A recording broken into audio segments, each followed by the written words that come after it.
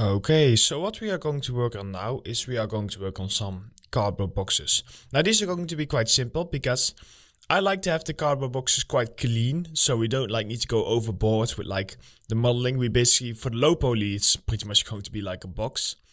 And for the high poly, we are going to make the edges a little bit smoother and just bump some things in. The only thing that I'm thinking about is for the tape. I'm just wondering if I'm going to do the tape as like a mesh that sits on top of it, and that mesh then has like a opacity on it, which means that you get like see-through tape, or if I'm going to fake it inside of our final texture and just have it feel like there's actual tape in there without there actually being any. So that one is a little bit tricky. So yeah, the thing so it's easy to do the mesh on top of it for these pieces. It's just like for these corners, it might be a little bit more tricky to do something like that. And that's where just doing it texture-wise might be a bit easier. Of course, this one is quite broken, so yeah, I think I'm gonna go for, I think I'm gonna go and do it inside of our texture. I think that is the best thing to do. So what I do want to do is I just want to, in our model, also keep just a little bit of an edge here, just to make sure that people can see that it's like two different parts, even though you probably can't even see the top that much, because we are mostly looking at the side views. And we are only gonna go for just one type of box. This is one of the few times where just having a repetitive box is quite good. And then once we actually place it on our palette, what I will do is I will just move around some edges to make the boxes look and feel a little bit different. Like some are bumped in a little bit, some are perfect, stuff like that. So here we go inside of Blender. And let me just move this over to my other screen. Okay, let's get started. New scene, Shift A, Mesh, create a cube. So we're gonna start off quite basic. Just bringing up my Maximus tools, there we go. Okay, so size-wise, thickness, I just want to have it, I'm just going to eyeball it in this case, and then we can scale it up however we want later on. So let's see, let's make the thickness, let's make it a little bit of like a longer box, something like this. I quite like this thickness. I am going to make the height a little bit bigger. Maybe something like that. And now for the side view, it's just a matter of seeing, I think something like this. So I wonder what I end up with. Let's say because boxes often have perfect dimensions. Oh, I misclicked. Let's say scale 0.5 and then 0.9 for the Y and 0.4 for the Z axis. Yeah, that looks good. Okay, cool. So we now got a base scale. That is pretty good. So because this is going to be low poly, first things first is let's make that little edge around here. And then we also just want to add some bevels to this. So I'm going to press tab to go into object mode. And for the edge shouldn't be too difficult because we can just do Ctrl R and now we have exactly an edge here in the center. Now the next thing would be for me to probably, let's select this piece. And I'm just going to separate it. It's easier to separate it. You can press Y to split it. And basically splitting it just makes it like a separate face. But, well, I'm not sure. We might be able to do that. So if you press Y to split it. Let's see, if we then move it up a little bit. Just see, because then we don't need to merge it back later on. The only thing that I was thinking about is because of course over here I do want to merge this down. So let's say I do something like this, because it's not so much about moving it up, it's, except for then of course over here we do need to do that, it's more about moving it back a little bit so that we get like that little edge without actually having it look like that you can see inside of it. So what I'm thinking is I'm going to have this one like this, and then this one over here, if we just press Y on this, let's have this one also moved up, but this one is like sticking under it. Let's try that. Let's do this one here. And this one is going to stick under it. And then we have like tape going on top of it. So now the only thing that I need to do is I need to press Shift E to do an extrusion. I need to extrude this down up until around this point. And then I would need to extrude this back, but I want to fill this space in. So I need to have a look. Let's see, if I do Shift E and extrude this one down also. And now if I go to press 3 to go into my face select. Now let's see how far I can move this down without it looking silly. Let's say, yeah, I think that will work. So we got these two edges over here. Now I just need to find a clean way to actually merge these together. And I feel like maybe the cleanest way is to just go ahead and just do a Shift E and just move this down. And maybe like move it back a little bit. Let's select the face. I'm just gonna hold Shift and then move it back like a little bit. Okay, so that one is moved down. This one over here, yeah, you cannot really look through it. If you can see like a tiny edge, that is no problem, I would say, because we are going to have like we are going to have the material double-sided, so you really cannot look inside of it anyway. So over here, I just want to do the same. I'm going to start by just selecting it. Just click, hold Shift. And just move it back a little bit. And now select this and Shift E. Oh, Shift E. And move this down. The only thing is bevel wise, this is going to be a little bit tricky. To have up until here, like this point, we cannot really bevel. So that's why I want to just see if I can make this extra clean. What I might end up doing is I might actually end up separating this after all. Just because I have an idea that how we can bevel it after all. So let's move this back a little bit. Select this. Shit. Why do I keep pressing Ctrl E? I meant Shift E. And this one. Move Shift E. Okay, move that. Okay, so now we get like this look. Now on top of this look, what we can also later on do is we can just like warp it a little bit. But for now what I'm going to do is I'm going to go to face select. And I'm just going to go ahead and select these faces over here.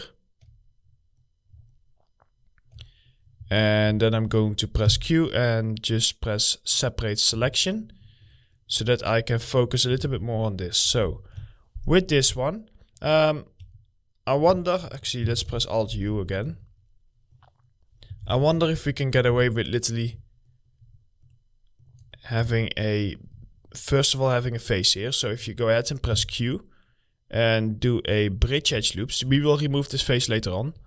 Don't worry. Although we might even not need to do that. The only reason that I want to do this is because I want to give this a bevel. Now I'm going to give it a larger bevel at these bottom pieces. So let's start by selecting these bottom pieces over here. And this bevel is just to accommodate for the norm map even more than normal. Who knows, maybe in the hypo we might even do some sculpting. I normally use ZBrush for sculpting, but I'm sure that I can do it inside of Blender also. Just so that I do not need to introduce an entire new program for just a cardboard box. It's just to break up the edges a bit. But basically just do Ctrl B. Oh, and here you can see that we have a little problem that we need to go to object mode, Q, reset all the transforms so that now the bevel is correct. Okay, and we are going to start with just having like a bevel like this. And now if I just press Alt I just want to double click on these pieces over here. Press Alt U again, and now while looking at this, do like a small Ctrl B, and it looks like that we then need to go in and just like do some very careful manual editing. Because we are going to remove this face later on, it doesn't matter if we just move this back a bit, and that this is a little bit tilted. That will look totally fine.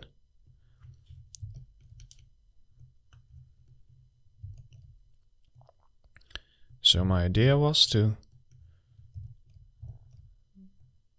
move these pieces over here back. Like that. And then just simply select the bottom pieces and just press delete again. So that now we have the bevel, but we do not have the face below it. So we do not risk any strange clipping or something like that.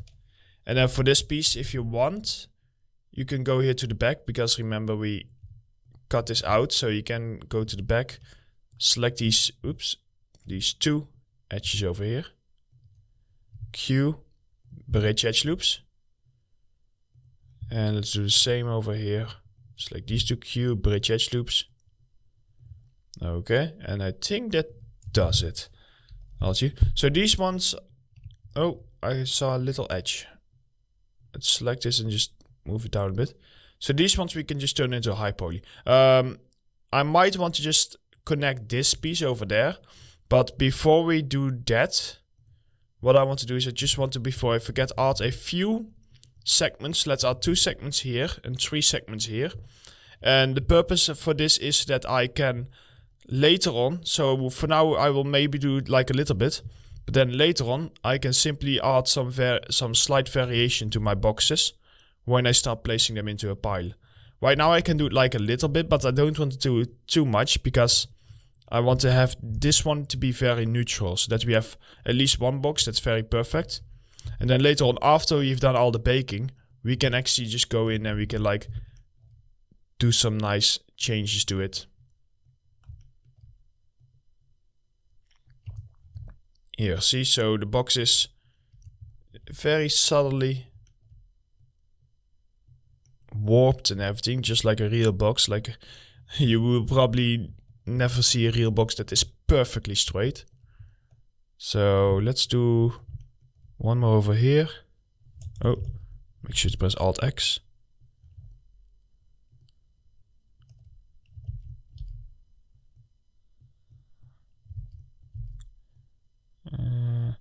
Let's go for something that, for some reason, my movement feels a little bit more snappy than normal. And then for this one, let's press Alt I. And the only thing I want to do is, I want to go, it's a bit tricky to move in here, because we are so up close. Just press a Ctrl R, like that. Let's see if I can press Ctrl C.